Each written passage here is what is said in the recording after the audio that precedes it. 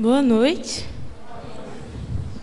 Nosso Deus é santo, Ele é justo, Ele é bom, Ele é fiel. Amém?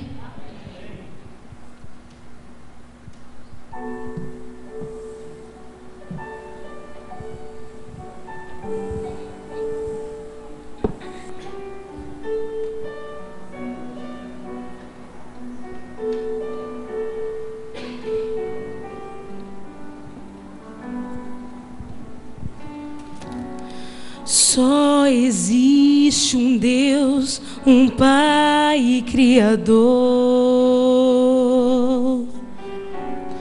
Só um Deus merece glória e louvor. O que dá a vida a quem não mereceu. O que amou o mundo e o Filho deu, mas o mundo rejeitou o Salvador. Frios os corações se tornam sem amor, meu Deus. Santo é o Senhor e Rei, que intercede pelos seus. Ele é fiel, nunca dorme o guarda de Israel. O mundo pode duvidar, mas Cristo se levantará. Ele é fiel, Ele é fiel. Sei que Deus levantará uma geração que dará a vida por essa missão de levar a Cristo como Redentor, restaurando a glória do Senhor, discernindo o que a palavra diz contra o que o mundo afirma e prediz. Meu Deus, santo é o Senhor e Rei, que intercede pelos seus. Ele é fiel, nunca dorme o guarda de Israel. O mundo pode duvidar, mas Cristo se levantará. Ele é fiel, Ele é fiel.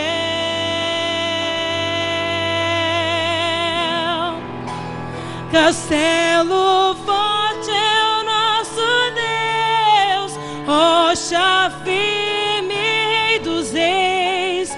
Ele é fiel, nunca dorme o guarda de Israel. O mundo pode duvidar, mas Cristo se levantará. Ele é fiel, Ele é fiel.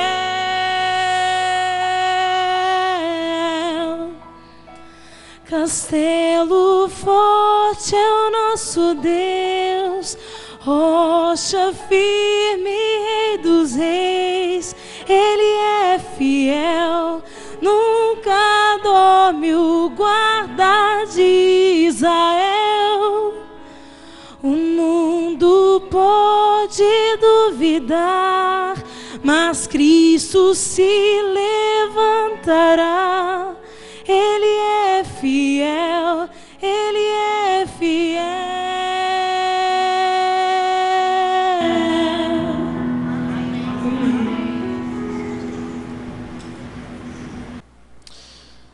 para a nossa semana, para a nossa mensagem. O título da mensagem de hoje é: Não se esqueça das meias secas. Não se esqueça das meias secas. Esse título é engraçado porque quando o pastor Breno me avisou que deu certo o convite, ele falou assim: deu certo, você pode vir. Daí ele já escreveu assim: manda para mim todas as mensagens com os títulos. Sim, a queima-roupa, né? Eu precisava pensar um pouco, tinha outras atividades. E como ele, não, eu preciso o mais rápido possível. Eu acabei escrevendo e mandei. E quando eu escrevi o título do sermão de hoje, eu fiquei pensando: o que eu vou fazer agora? Eu vou falar de oração e eu estou falando de meia seca, o que tem a ver? Mas é isso mesmo. Aqui vocês estão vendo um cartoon americano muito famoso, que retrata um aspecto da Segunda Guerra Mundial. Ali os personagens estão dizendo assim: você salvou a minha vida, Joey. Eu jurei que pagaria de volta. Pegue este meu último par de meias secas. É o cartoon mais famoso a respeito da Segunda Guerra Mundial. Por que meias secas? Por que seria tão importante essas meias secas? Não sei se você já assistiu alguns seriados de guerra, mas Segunda Guerra em especial, em alguns lugares que teve batalhas, a chuva era constante. Em alguns lugares, em ilhas do Pacífico, as chuvas eram praticamente todos os dias e torrenciais. E o soldado, no seu dia a dia, na sua batalha, quem aqui já molhou os pés na chuva, com tênis, meia? É horrível, né? Você pisa e... aquilo, você não anda muito tempo daquele jeito. E os soldados andando na mata, lama, água, o que acontecia? Os pés, amigo, ia acabando com os pés dos soldados. E muitos acabavam até abandonando a guerra. Por quê? Porque os pés estavam destruídos. Então, as meias secas eram fundamentais para que eles tivessem sucesso na batalha. Eu disse tudo isso para dizer para você que a oração tem o mesmo aspecto. A vida de um cristão, ou a missão que nós pretendemos cumprir juntamente com Cristo, não ocorrerá se nós não tivermos em oração. Hoje eu quero falar com vocês sobre a oração do Pai Nosso. A oração do Pai Nosso é extraordinária porque a oração já começa: Pai Nosso que estás no céu. Você sabe que a religião cristã é a única que chama Deus de Pai? Eu acho isso fantástico, porque você ter um Deus todo-poderoso, infinito, e poder chamar Ele de Pai é extraordinário. Eu não sei qual que é a referência que você tem de pai, mas eu tenho uma referência, graças a Deus, muito agradável. Eu gosto muito de livros. Minha esposa sabe muito bem disso. Reclama às vezes. Porque se eu vou gastar dinheiro é com livros. De tudo que eu perdi em Guiné-Bissau, a única coisa que me deixou triste foi os meus livros. E todos têm um lugar especial, tal. Eu sempre fui assim. E eu gosto muito de literatura. E eu lembro que quando jovem, certa vez eu fui para uma banca de jornal, e banca de jornal tem alguns livros lá em preço mais em conta, tal. E eu lembro que eu vi um livro do Machado de Assis, R$ 4,99. Cheguei em casa na hora do almoço. A gente sempre se reuniu, sempre almoçou junto em casa. Meu pai nessa época já era aposentado. E você sabe como que é filho, né? Filho, quando quer as coisas, joga um verde assim, né? Ah, hoje eu passei lá na banca, vi um livro legal, queria tanto ler aquele livro. Baratinho, olha, R$ 4,99. Os filhos aqui estão dando risada porque são expert em fazer isso. Joguei o verde, mas no almoço ninguém colheu. Meu pai não falou nada, minha mãe também não.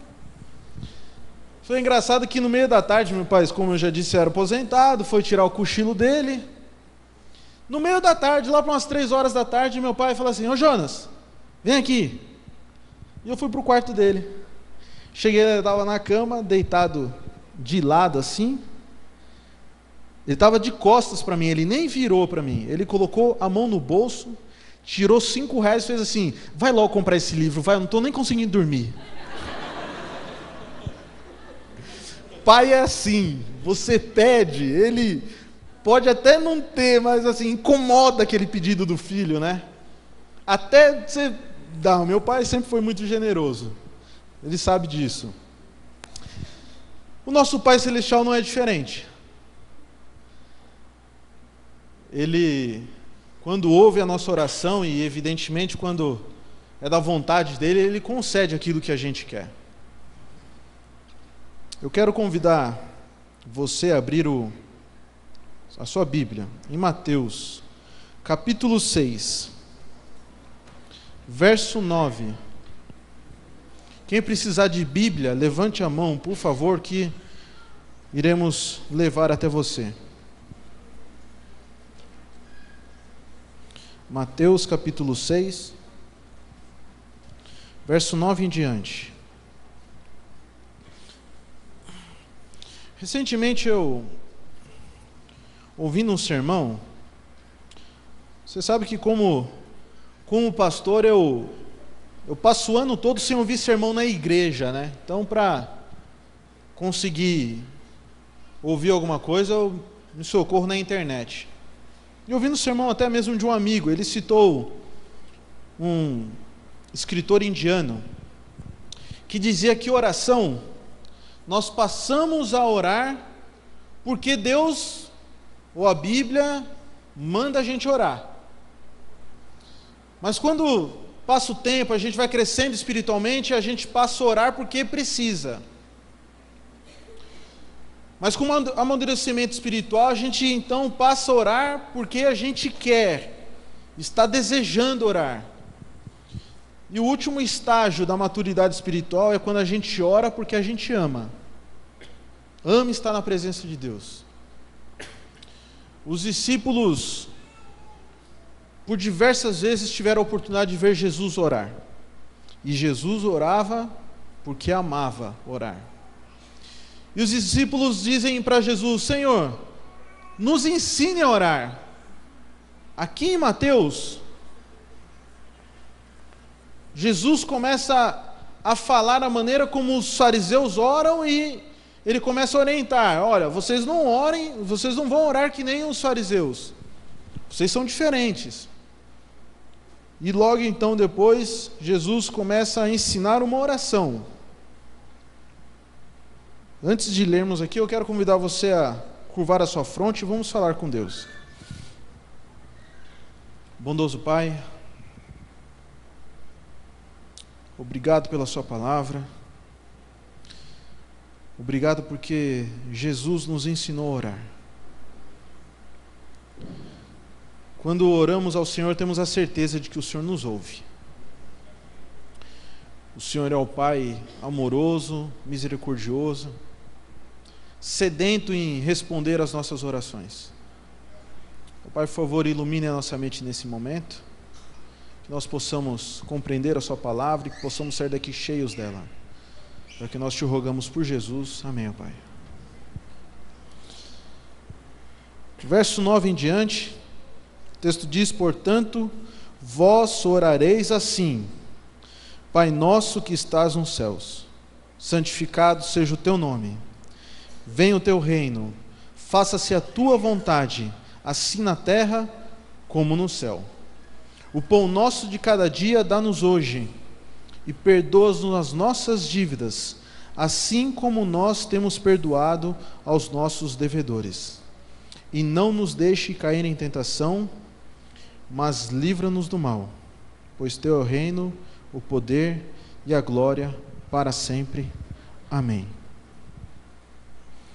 Eu separei evidente que esse texto ele teria outras coisas a ensinar, mas eu separei 4 pontos tirados aqui da oração do Pai Nosso para aprendermos alguma coisa com essa oração. Uma oração que a gente conhece desde pequeno. Sei que às vezes pode ter uma visita aqui que não teve uma vida numa igreja, mas é uma oração muito conhecida. E eu quero com vocês aqui tirar lições para que nós possamos ter uma vida relevante na oração. E o primeiro ponto que eu quero trazer para vocês é o seguinte: orar não é somente fazer uma lista de presente para o Papai Noel. Por que eu digo isso? Porque há pessoas que a vida de oração dela é só pedir. Eu não estou errado quando eu falo isso. Tem gente que é o tempo todo ajoelhou, pede, traz a lista enorme de pedidos. E eu não estou dizendo aqui que numa oração você não pode pedir, não é isso. Eu só estou dizendo que oração não é só isso. Eu coloquei nessa tarde um post no Facebook, que é uma citação do teólogo alemão Bonhoeffer. Ele diz assim, os homens em sua angústia chegam a Deus, imploram ajuda, felicidade, pão, que salve da dor, da culpa e da morte os seus. Assim fazem todos, cristãos e pagãos. O que ele quer dizer com isso? Amigo, procurar um Deus para você ficar pedindo, não precisa ser cristão para isso. Um pagão também faz isso. Porque o pagão tem tantos deuses que o assolam e que ele corre para os seus deuses e fala: não faça isso para mim, faça isso, preciso disso, preciso daquilo. Não quer dizer que você não pode pedir para Deus, você pode. Mas oração é mais do que isso. Porque quando Jesus disse aos discípulos: olha, a sua justiça tem que exceder dos fariseus. Por isso eu digo para vocês hoje que a nossa oração tem que exceder a oração de um pagão. Não podemos viver somente nesse relacionamento de pedir para receber, pedir para receber. Sabe, a verdade é que oração tem que ser algo autêntico. Oração tem que ser que nem uma conversa para amigo. E eu sei que você já ouviu isso muitas vezes. Mas eu pergunto para você: quem aqui tem amigos? Levanta a mão. Amigos mesmo, aquele que você fala, esse amigo. Ok. Quem aqui já passou 5 horas consecutivas conversando com esse amigo? Levanta a mão. Grande maioria. Eu já passei noites inteiras, incontáveis. Dessas 5 horas que você passou conversando com seu amigo, quanto tempo você gastou pedindo alguma coisa para ele? Só se você está numa situação difícil ali, né? Mas na maioria das vezes, você não fica pro seu amigo: ô fulano, me dá isso, ô fulano, me dá aquilo. Sabe, oração a Deus é a mesma coisa. Não é pedir, mas é conversar, é bater papo. Eu fui numa campanha de reportagem, nós tivemos um treinamento e acho que o nome dele era Gilson, ele era um dos comportores efetivos lá de Brasília, da APLAC, da associação, da sede administrativa da Igreja Adventista de lá. E ele nos ensinou algo extraordinário. Ele nos levou ao seguinte desafio, e aqui eu vou lançar para vocês também. Se você quer melhorar a sua vida espiritual, a sua oração, eu vou dizer o seguinte para você: ore, tente orar a Deus, sem pedir e sem agradecer. Você vai ver que você vai... Vamos fazer o seguinte, o Vitor vai me dar uma colher de chá aqui no tempo hoje. Vamos dar 1 minuto para vocês tentarem fazer isso? 1 minutinho.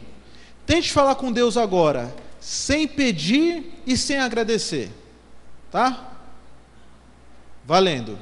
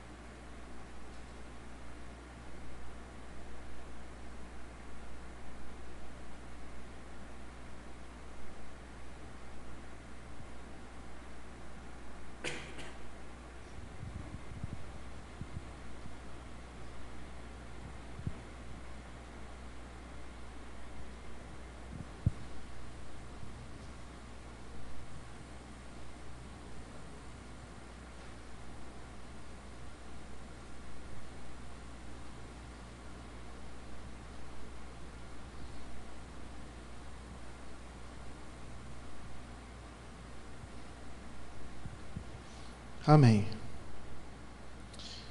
Ficou um silêncio bom aqui, né? Quantos aqui se viram pedindo ou agradecendo a Deus no meio da oração? É sem querer. Sabe por que é sem querer? Porque a gente está acostumado a isso. Depois. Vamos... mais de uma vez. Obrigado. Mais de uma vez. É automático. Por quê? A gente está acostumado a isso. Então, se você quer melhorar a sua oração com Deus, tente levar isso para a prática, na sua casa. 1 minuto, 2, 5, 10. E você vai ver que o seu relacionamento com Cristo vai se desenvolvendo, vai melhorando. Segundo ponto.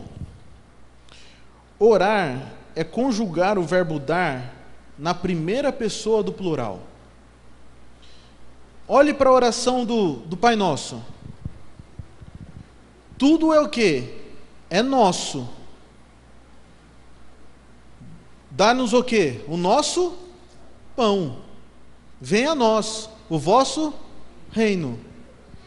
Tudo é primeira pessoa do plural. Você sabe que na língua hebraica os verbos são diferentes do grego. Ou, no caso, é diferente do nosso latino, na maneira como nós conjugamos o verbo. Nós conjugamos como eu, tu, ele, certo? Nós, vós, eles. No hebraico, sabe como que é? Ele, essa é a ideia. Ele, tu e eu. Isso demonstra já uma mentalidade de base, que a nossa cultura, que é influenciada pelos gregos, a gente aprendeu sempre a colocar os nossos interesses em primeiro lugar. Mas na cultura hebraica não. É os interesses de Deus primeiro, do meu próximo, e depois os meus interesses. E eu vejo isso de maneira muito clara em Jó. Não precisa abrir sua Bíblia. Se você for a Jó, capítulo 42, verso 10, Jó é um personagem bíblico que diz que era muito rico, tinha muito dinheiro e perdeu tudo. Não só perdeu tudo financeiramente, mas perdeu seus filhos, perdeu a saúde. No capítulo 42 de Jó, o texto, no verso 10, o texto vai dizer assim, ó: Deus mudou a sorte de Jó, sabe quando? Quando Jó orava pelos seus amigos. Você imagina uma pessoa que perdeu tudo: dinheiro, filhos, a saúde, e quando aquele homem para orar, o texto diz que ele estava orando pelos seus amigos. Sabe, queridos, nós precisamos desenvolver a oração pensando no outro, no próximo, porque como eu falei aqui sobre o serviço, de que no céu um serve o outro, no momento em que você ora pelo outro, o outro também ora por você, e assim todos nós estamos debaixo da graça de Deus. Terceiro ponto. Orar é harmonizar a nossa vida com a vontade de Deus. A oração do Pai Nosso vai fazer um pedido: faça-se a sua vontade, assim na terra como nos céus. Quando nós oramos isso, nós não temos muita noção do que nós estamos pedindo, porque a tendência de cada um de nós é querer que Deus faça as coisas do nosso jeito, a nossa vontade. Mas orar não é se colocar numa situação em que Deus vai te conceder bênçãos, mas é se colocar numa situação que Deus vai dizer assim: meu filho, você quer conhecer a minha vontade? Você quer que a minha vontade realmente seja cumprida no céu e na terra?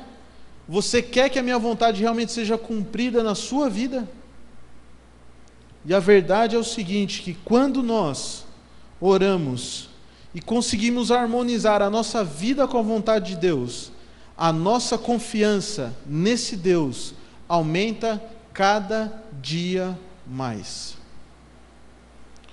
Porque quando não fazemos isso, nós andamos desesperados, andamos ansiosos. Senhor, amanhã tem que pagar isso. Senhor, vai acontecer isso. Senhor, o meu marido está doente. Senhor, a minha esposa está mal.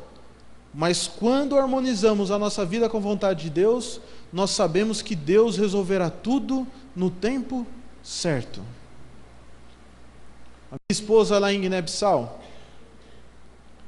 certa vez estava andando pelo bairro e conheceu uma mulher, e aquela mulher havia acabado de receber um saco de 50 quilos de arroz, que eu não lembro se foi alguém que foi nos visitar, que levou esse arroz para ela, enfim, ela ganhou um saco de 50 quilos de arroz lá em Guiné-Bissau, porque lá arroz é vendido dessa maneira mesmo. Poucos dias depois dela ganhar o saco, a Jane visitou, e aí ela falou, e cadê o seu arroz? A mulher falou assim para mim, acabou. Peraí, mas como que você acabou com 50 quilos de arroz? Daí ela falou assim para a Giane, olha, veio a minha vizinha que não tinha arroz, me pediu, veio outro, veio um parente, veio um tio, veio minha mãe, veio meu irmão, eu fui distribuindo arroz para todo mundo. E dessa maneira o arroz acabou. A Giane ficou espantada, não, mas você não pode fazer isso, você tem que guardar para sua família. Veja, a mulher não é cristã. Olhou para Giane e falou assim, como que é que diz naquela oração que vocês chamam de Pai Nosso?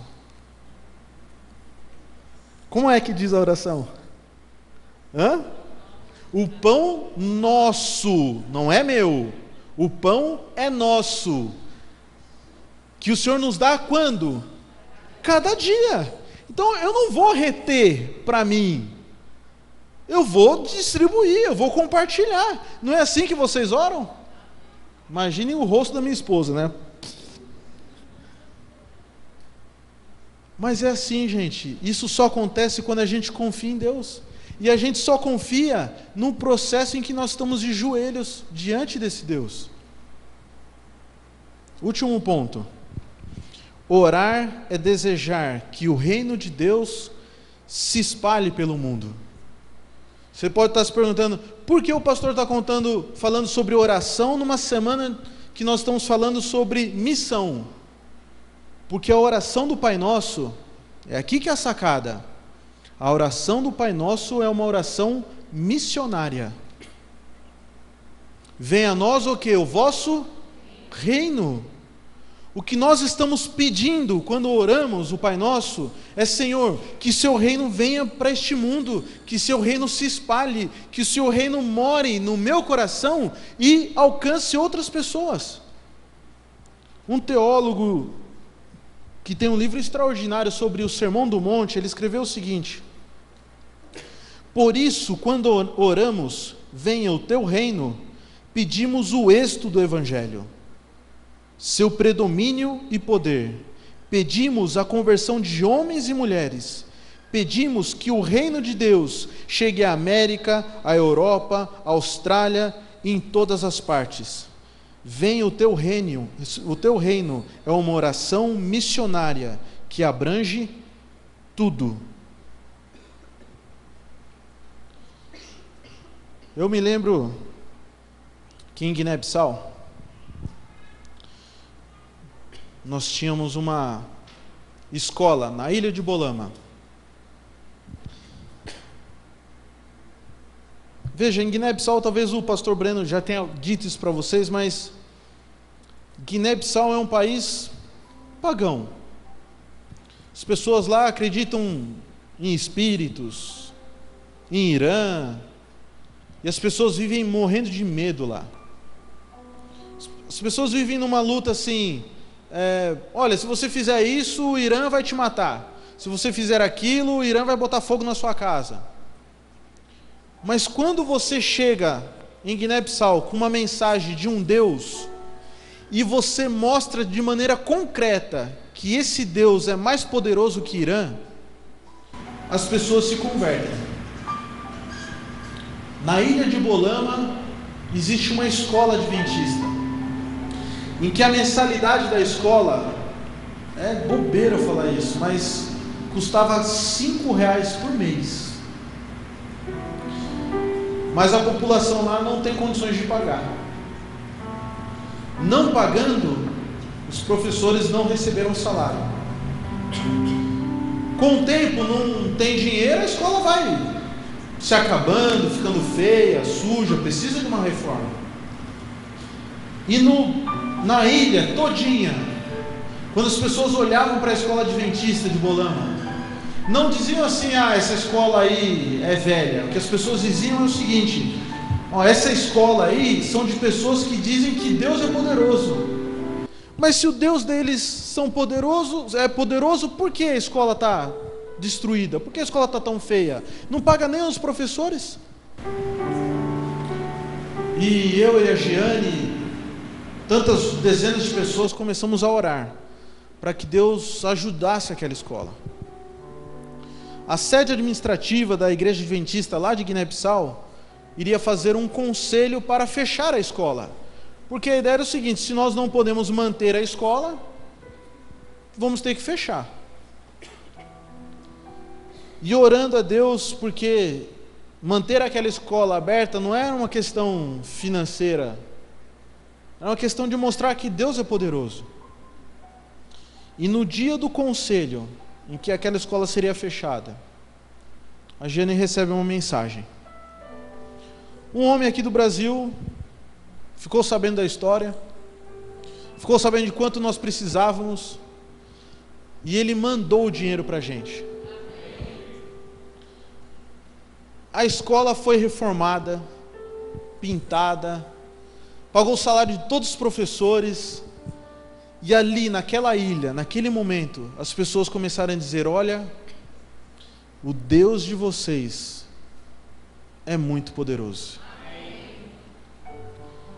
Sabe, querido, não há vida espiritual relevante e não há missão sem oração. Deus tem sua maneira, seus caminhos para nos responder às nossas orações. Mas é certo que esse Pai, o nosso Pai, Ele nos responde quando nós abrimos o nosso coração, primeiramente, para que Ele possa nos mostrar qual é a nossa verdade, qual é a vontade dEle. Nesse momento nós vamos ouvir uma música que temos ouvido todos os dias. E se você quiser dizer para Deus assim hoje: Senhor, eu quero uma vida de oração reavivada, eu quero harmonizar a minha vida com a Tua vontade, eu quero orar mais pelo meu próximo, eu peço para vocês colocarem enquanto você ouve essa música, para que Deus possa te abençoar cada vez mais.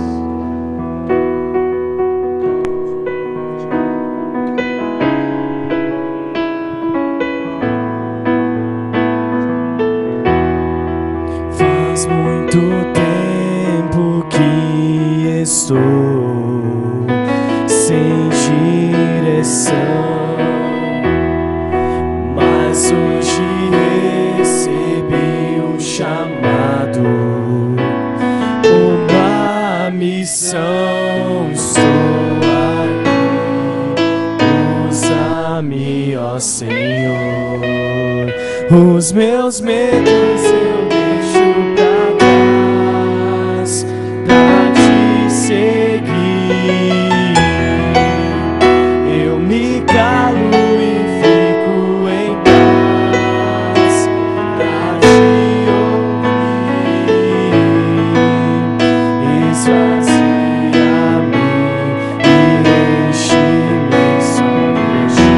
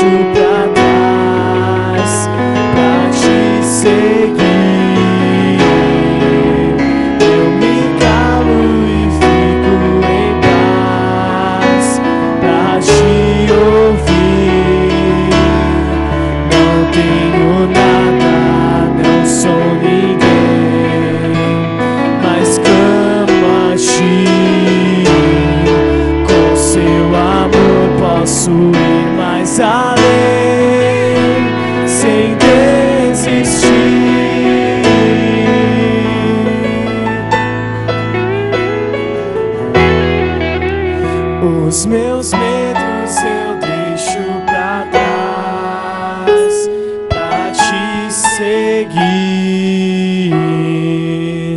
Eu me calo e fico em paz, pra te ouvir.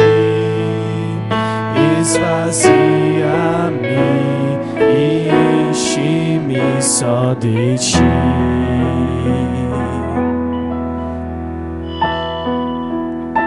Que estás nos céus, santificado seja o teu nome, venha teu reino, seja feita a tua vontade, assim na terra como nos céus. O pão nosso cada dia dá-nos hoje, perdoa as nossas dívidas, assim como nós perdoamos os nossos devedores, mas não nos deixe cair em tentação, mas livra-nos do mal, porque teu é o reino, o poder e a glória para sempre.